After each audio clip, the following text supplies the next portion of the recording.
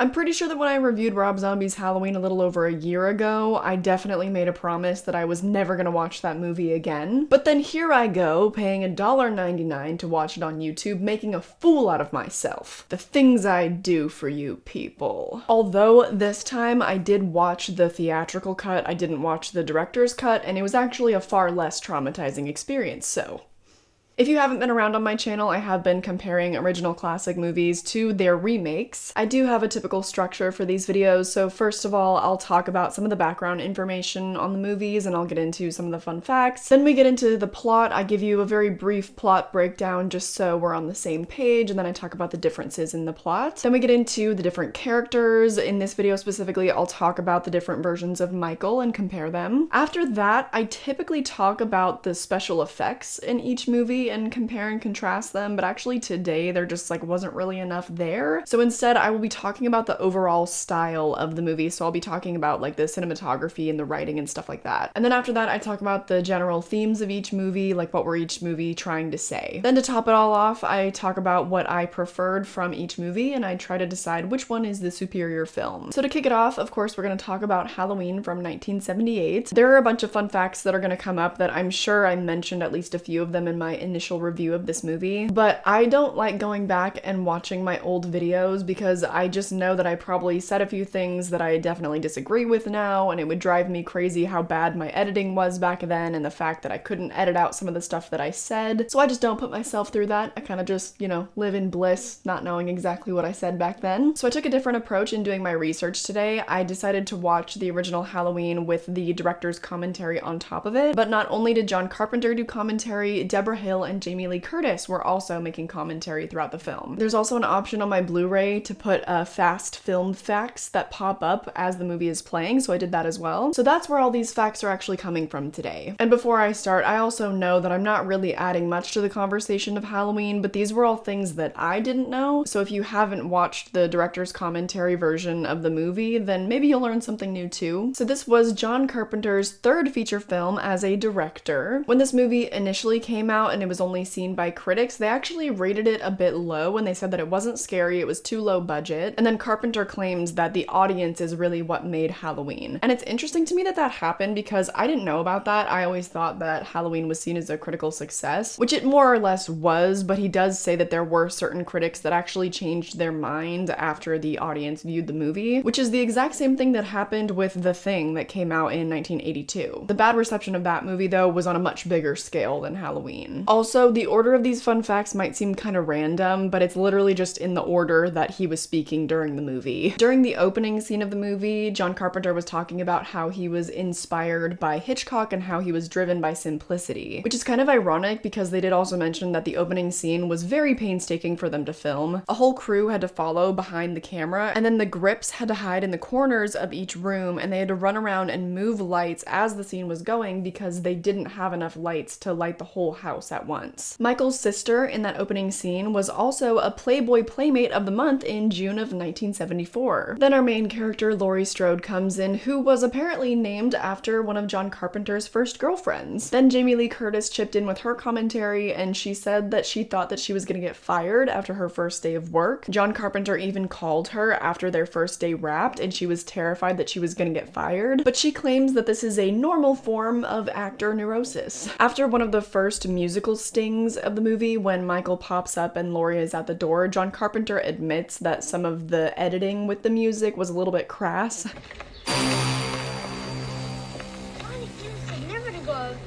So he's not a big fan of those musical stings, or just at least how they were edited. That is actually a complaint that I do share with him. It is one of the parts of the movie that makes it feel just a little bit outdated. John also went on to say that he thinks that Nick is still the best version of Michael Myers, although they recorded this commentary in the 90s, so I don't know how he feels about James Jude Courtney, but at this point in time he said that he doesn't feel like the other actors really had the same grace as Nick Castle, because Nick Castle's father was a choreographer, so Nick Castle has some background in dancing, and because all of the other Michaels were often just played by stuntmen. They didn't really have the same grace of movement. Carpenter also said that in a lot of interviews, when people are asking him about this movie specifically, they always want to know what scares him. He said that he always came up with some kind of lame excuse like, oh, loss of control, because he never really had an answer. But then after some time and after being asked so many times, he realized that he thinks he does maybe have some kind of deep-seated fear about the forces of darkness. He firmly believes that evil does exist in the world, and so I think Michael is kind of just the embodiment of that. This is famously known for having a very low budget of $300,000, and then it went on to gross something like $50 million at the box office. So this was, at the time, the most successful independent film of all time. But because John Carpenter and Deborah Hill were a bit unexperienced at the time, I think they were in their early 30s when this came out, they did not have a good contract and they didn't see almost any of that money. So that was part of the reason why they decided to be involved and make this sequel, because the sequel was going to be made with or without them, and so they decided to do it. But then when John Carpenter sat down to write the script, he realized, like, there is no sequel really to be made. Like, Halloween was supposed to be a standalone film. I've had people pull moments from the original to try to tell me that there was always supposed to be a sibling plotline with Michael and Laurie. You're just wrong. Like, I'm sorry. Watch the director's commentary version of the original Halloween if you want to hear John Carpenter tell you himself he never wanted to make a sequel. But anyways, he also goes on to say he even thinks that it's a disappointment that 5 or 6 movies had been made at the time of this commentary. Just a few more fun facts for the original, then we will get on to the remake. The original script was actually called The Babysitter Murders, and the events were going to take place over several different nights. And it was actually a budgetary decision to decide to have all the events take place on one night, and so then they decided to have it take place on Halloween. They also chose Halloween night because it had never really been done before. There were never really any actual Halloween movies done before, and it was also just a bonus because this would reduce the amount of costume changes and things like that. John Carpenter had also approached Christopher Lee to play the role of Dr. Loomis, which would have made this a completely different movie, but he turned the role down because the offer of $20,000 was a bit too low for Lee. He later on went on to apologize to Deborah Hill. He said that he wished that he had done the movie and that it was one of the biggest mistakes he'd ever made. Alright, time to move on now to the remake, directed by Rob Zombie, that came out in 2007. This movie had a budget of about $15 million and went on to gross about $80 million.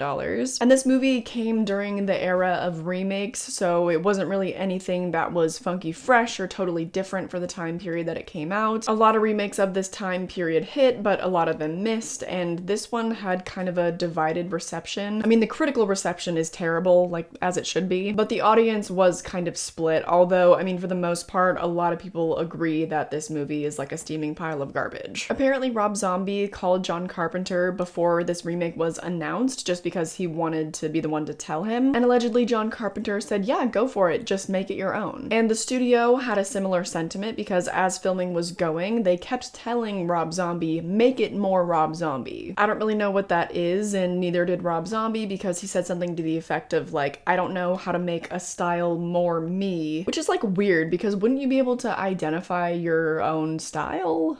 Anyways, The Thing from Another World is featured in this movie. It is also featured in Halloween from 1978. I actually pointed that out in my comparison of The Thing from Another World and John Carpenter's The Thing. They used a grand total of 38 different knives in this movie, and a lot of them were actually retractable. That's how they did most of the stabbing scenes. Malcolm McDowell took the role of Dr. Loomis in this movie, and he claims that it's because once he met Rob Zombie, he could tell that Zombie was a very intelligent person and was taking this movie in a very interesting direction. But he had actually never even seen the original Halloween, so I don't really know why he claims to think that Zombie was taking Halloween in a cool direction. And then he asked Rob Zombie, should I watch the original and get a feel for the original Dr. Loomis? To which Rob Zombie said no, because then you might start to interject him into your own version of the character, and I want you to play it as you. Oh, by the way, I'm getting this all from the special features portion of my DVD of Rob Zombie's Halloween. And now you're probably thinking, why did she rent it on YouTube then if she has a DVD? It's because I only own the unrated director's cut, and I'm never watching this again.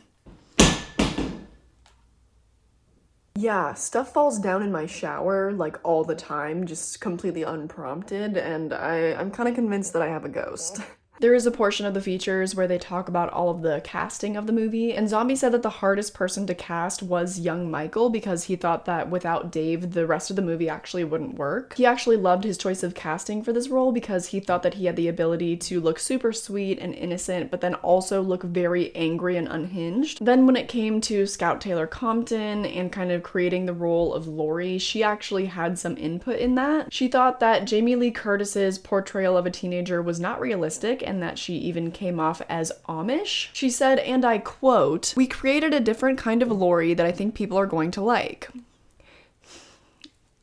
We will get back to that later. Brad Dourif also takes on the role of Sheriff Brackett in this movie, who famously plays the boy Chucky, but they didn't even interview him for the behind-the-scenes stuff, which I was really disappointed by. And also, a lot of the special features for Rob Zombie's Halloween were very boring and like not insightful at all. Like, it'll cut to the production designer going, yeah, and for the look of that set, we really wanted it to feel dirty. And then it cuts to some behind-the-scenes B-roll of Rob Zombie and the production designer talking, and Rob Zombie is just like, yeah, and throw some dirt down there and even put some dirt up there, you know? I just want it to feel dirty. Great insight. Very interesting. Another example would be the costume designer. She basically just says, yeah, I get to dress up Cherry Zombie. Sometimes she wears 70s stuff and she's really fun to dress up because she has a great body and she's so pretty. Everyone is just on head empty mode. Like, you have nothing else to say about how you embraced the time period, why you chose what you did. So yeah, I don't have as much stimulating, interesting stuff to talk about with the remake and my fun facts. So now we're actually going to get into the different plots of the movies, and I will break down their similarities and differences. In the iconic original Halloween, 15 years after murdering his sister on Halloween night in 1963, Michael Myers escapes from a mental hospital and returns to the small town of Haddonfield, Illinois, to kill again. In the 2007 remake, after being committed for 17 years, Michael Myers, now a grown man and still very dangerous, escapes from the mental institution and immediately returns to Haddonfield to find his baby sister Lori. In Rob Zombie's Halloween, you have this whole inclusion of Michael's backstory of him as a child and him growing up in the institution. John Carpenter had actually done the same thing for the television version of Halloween. Because John Carpenter was forced to add some time onto Halloween for the television version, he did include some scenes of Dr. Loomis taking care of Michael in the hospital. So that whole plotline in Rob Zombie's movie is an homage to that, as well as when you consider the original sequel from 1981 when it's revealed that Michael is Laurie's sister. So, you know, it does kind of baffle me when people say that Rob Zombie created like an entirely new version of Halloween, because like,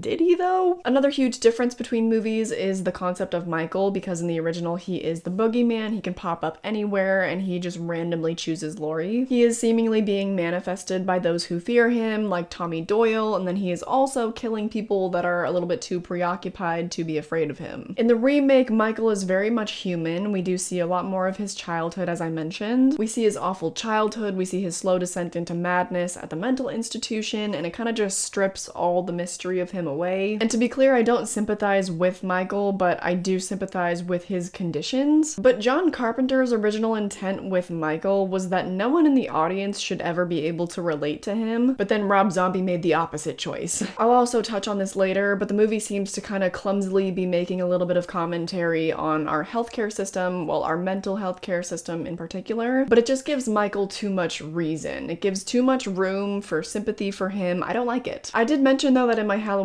Kills review, I do enjoy that we're getting a little bit more clarity on what Michael is, and a lot of people are either like, no, that's ruining the mystery, or there are the men that come in and they're like, well, actually, Rob Zombie did the exact same thing and everybody hated it. But let's be clear, Rob Zombie did not do the same thing. Michael is not a boogeyman in Rob Zombie's Halloween. Michael is still the boogeyman in Halloween Kills. In Rob Zombie's Halloween, he's just a psychopath. He is very easy to understand, and that is boring. It makes the movie so predictable because he never just randomly pops up. Like, he's always pretty much exactly where you expect him to be. Anyway, I guess on the topic of Michael, let's just jump into the character comparison because, like, I'm already doing it. In the original Halloween, Michael is not really a character at all. He's even usually referenced by John Carpenter as simply just the shape, like he's kind of just an empty, evil killing vessel. And you never get a sense of emotion. You never even sense that he is ever angry. Like, he's literally just a killing vessel. too. As Loomis describes him, he is just the embodiment of pure evil, and he's more of an entity, and he actually moves as such. Like I mentioned, Nick Castle was able to kind of use his background in dancing. He moved very gracefully, and I bought that he was an entity, not a human. Rob Zombie's Michael is played by Tyler Mane, who is a 6'9" wrestler. He also plays the character with a lot of emotion, and most of the time I think he's pretty much just angry. And you can deduce that, especially because you get to see all of his motivation for like the first half hour of the movie. It's just all painfully simple in the wrong ways. John Carpenter's Michael was simple in the fact that he was just simply the boogeyman. But giving him the power to be more of an entity left this inherent air of mystery around Michael. I think that makes him so much more interesting because, as I mentioned, he is far less predictable. Now let's get into Laurie Strode, because I began to point out the irony of what happened to this character, so let's get into it. In the original, obviously played by Jamie Lee Curtis, this was her breakout role. Initially, she is kind of a boring character, but Curtis herself says that she feels like she was representing the very best of American women. I don't know why she specified American, I'm just literally quoting her commentary. Because she does admit that the character made some questionable decisions, like throwing the knife multiple times, but she also points out that throughout it all, her character never stopped protecting the children. Even in the end, when she could have ran away, ran to another house and gotten help, she still went back to protect the kids. So it turns this boring, basic, babysitting bookworm into the badass Strode that we have rightfully turned into a horror icon. I dare you to say that 5 times fast. Boring, basic, babysitting bookworm. Boring, basic, babysitting bookworm. Boring, basic, babysitting blah, blah, blah, blah, blah. And then in the remake, we have the most crass and unbelievable character that we are meant to be rooting for. And it's not that I'm saying like, oh, women shouldn't be sexual, women should be more modest, blah, blah, blah. No, it's nothing like that. It's just about being realistic, because no teenage girl would ever say something like this to her parents.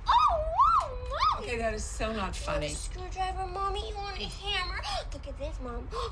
Boring! Actually, can I put that into a YouTube video? I might have just had to like super censor that. And even in the commentary, Rob was saying how he would ask Scout what a real 17-year-old would do, because she was 17 at the time. Like, sure, when I was in high school, me and my friends, we talked about sex and all of that stuff, but like, we were never that perverted. So I hate Laurie in the remake. I don't understand why people even praise her performance. I think almost all of the acting in this movie is terrible, except for Malcolm McDowell. That was a lovely segue, actually. Let's talk about Dr. Loomis now. In the original, of course, we know he is played by Donald Pleasance, a true fan favorite. However, I don't really have any kind of attachment to the original Dr. Loomis. I know people are kind of surprised by that. I don't really care about him that much. In fact, I just continually got more and more annoyed with him the more installments that he showed up in. His connection, though, with Michael certainly makes a lot more sense as to why he would keep returning to the franchise, certainly more than Laurie, but I just haven't ever really been able to get myself into it. But I do really like how he plays Dr. Loomis in the original, though. He is much more level-headed, and he's kind of feeding us information about Michael as the story goes on. I just don't think that it's anything that spectacular. As I mentioned, Malcolm McDowell does play him in the remake, and I actually really like his performance as Dr. Loomis. He plays him with a little bit more of a mysterious energy, and it's also a little bit dark. Like, there's something lurking behind his eyes. I don't know what it is. Maybe it's because we got to witness his time with Michael in the institution, and so as Michael slipped away, so did Dr. Loomis. We also know that he sells out, and he does write a book about Michael Myers, so however well-intentioned, he is an opportunist. So I don't ever fully trust the new version of Dr. Loomis, and I kind of like that. Not to mention, he delivers the best line of dialogue of this entire movie.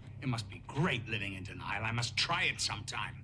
I feel like I'm gonna use that as an insult from now on. In terms of the other characters, just some minor things to point out. With Laurie's friends, they basically just did the exact same thing that they did with Laurie. They just made them a lot more perverted and crass. There's nothing else really to them. It is cool, though, that Annie is played by Danielle Harris, who famously played Jamie in the 4th and 5th installments of Halloween. But I also briefly want to touch upon Sheriff Brackett, who in the remake is actually played by Brad Dourif, as I mentioned. I think this was actually one of the only other improvements improvements of the movie because I liked how he played him as well. He's just such a strange cat. His screen presence is very interesting. It's kind of hard to nail down. So he's a character worth following because you're like, well, what's up with this guy? What are his motivations? Not to say that there is literally anything wrong at all with the original Sheriff Brackett. I think he's played very realistically as both a police officer and as a father. I don't have any complaints there. I just think that Rob Zombie's version of Brackett has a little bit more going for him. I think he's more interesting. In terms of characters though, there were some that were more or less created because they were not really featured at all in the original. Speaking about Michael's family now, his mom especially was given a pretty big character role, and I'm like,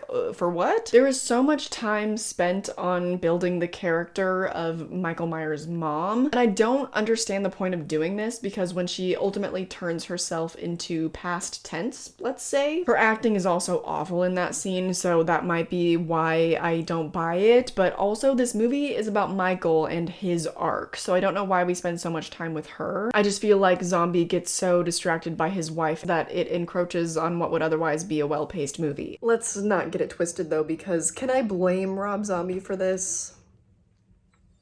No, I cannot. Anyway, that's it for the characters. So normally now I would move on to the special effects from each movie, but since there's not much to cover there, I decided to talk more about the overall style of each movie. In the original commentary, Deborah does point out how John Carpenter likes to open a lot of his scenes with a very wide angle, and as they go on, we get closer and closer to build a sense of claustrophobia. You see this with Jamie in the end of the movie, how we start with her walking on the big wide street, and then we end with her literally in the tiny little closet. Carpenter also likes to drag out a lot of his scenes for as long as possible, pretty much just to build suspense. Because once Michael pops up and the audience begins to anticipate what's going to happen, they just want to hurry up and get it over with, but John Carpenter says, no, you must wait. Like the Michael under the sheet scene, I mean, this scene is painfully long, but it's with intention, and I think that's why he's compared so often to Hitchcock in terms of the way he builds suspense. You also don't need to see too much in John Carpenter's Halloween for what Michael does to hit you. Like there's the scene where Loomis and Brackett find the dead dog and Loomis goes,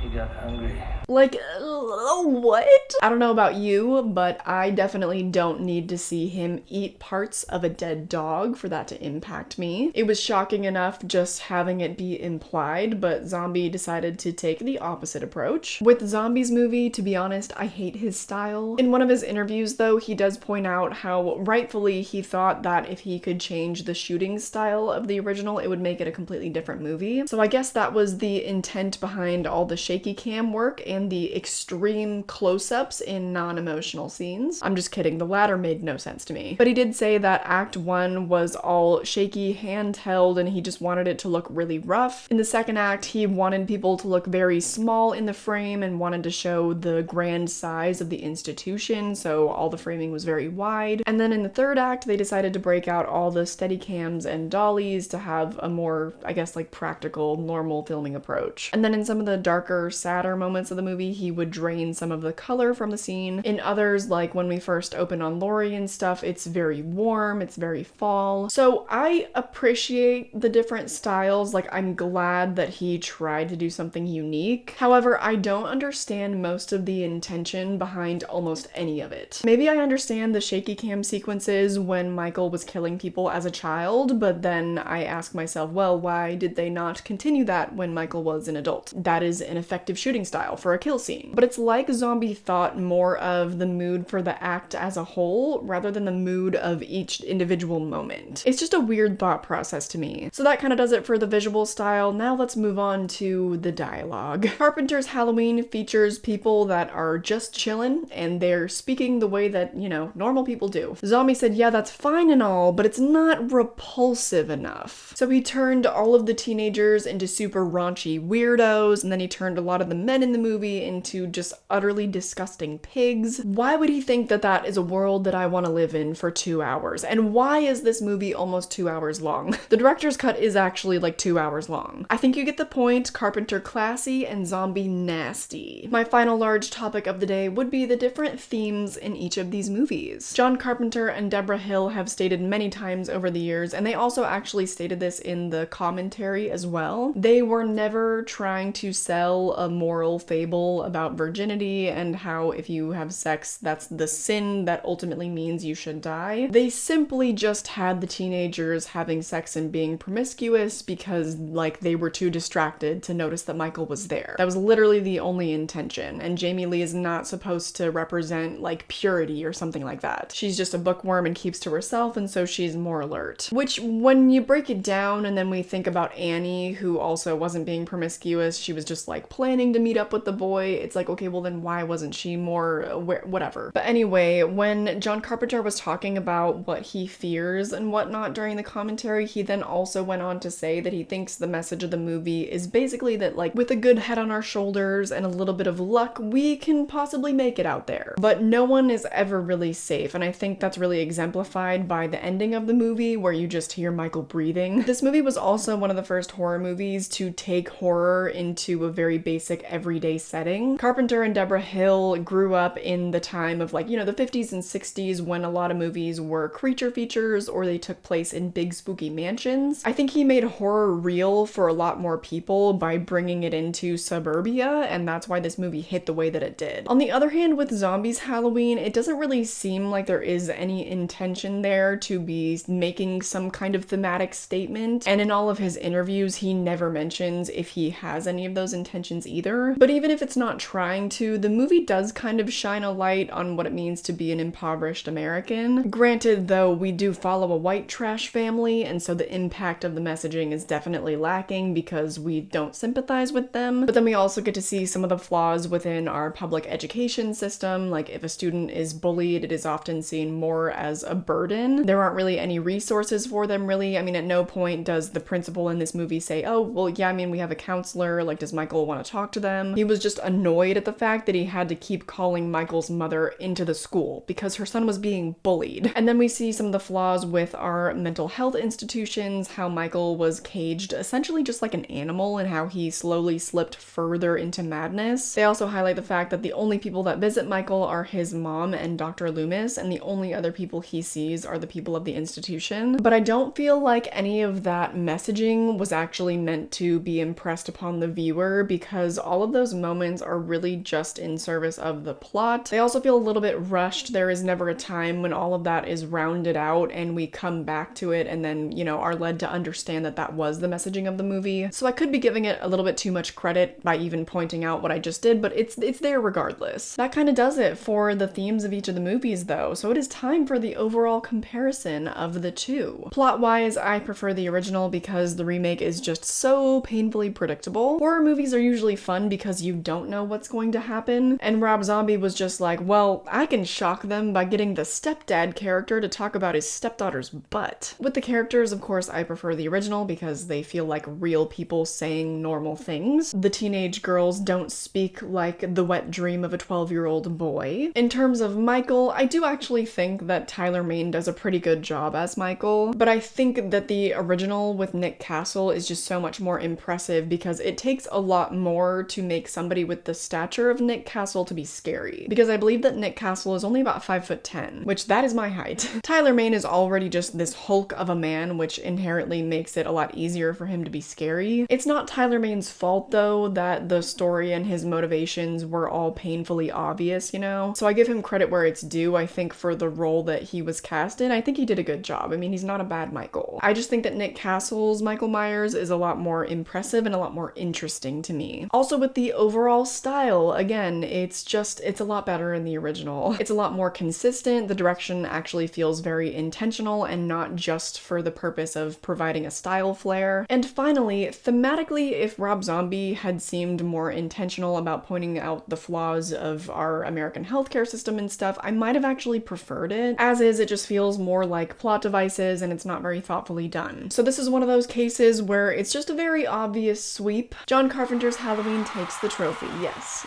Yes. And I didn't even get into the details of the director's cut of the remake. If I had, I would have been a lot meaner to Mr. Zombie. But the theatrical cut was different enough and bad enough to roast on its own. I didn't feel the need to bring up the director's cut sexual assault scene and all of that because we know that's bad, right? I don't need to say that. I don't need to. So that does it. We have a very obvious winner today. I hope that you guys enjoyed this comparison. Please let me know what I should do next. I was thinking about also doing doing a comparison of Halloween 78 to Halloween 2018. I thought that was also kind of a relevant topical thing to do right now because they are also very different movies. We could compare Loomis to Dr. Sartain. I don't know, just a thought, or I could just jump straight into my comparison of Texas Chainsaw Massacre. I'm really excited for that one, so that might be coming next, and then I'm going to be doing my top 10 horror movies of the 1970s. So just let me know what you want to see, let me know what other 70s movies I should watch so that I can better curate my top 10 list for the 70s. Other than that, definitely follow me on my horror Instagram. I post a lot of really good content over there, and my personal page. Why not? They're both good accounts. Also, I leave for Poland in a couple of days, so you'll see some cool pictures from Poland on my personal page if you'd like to see that. Everything else, my Patreon will be linked down below. Shout out to my patrons. I love you guys. But that does it. I do look forward to muting a lot of the Rob Zombie fans in my comment section. A lot of them are a very specific type of man, don't deny it. Other than that, have a great day or night wherever you are. Remember to rock and roll. And yeah, that's it. Bye!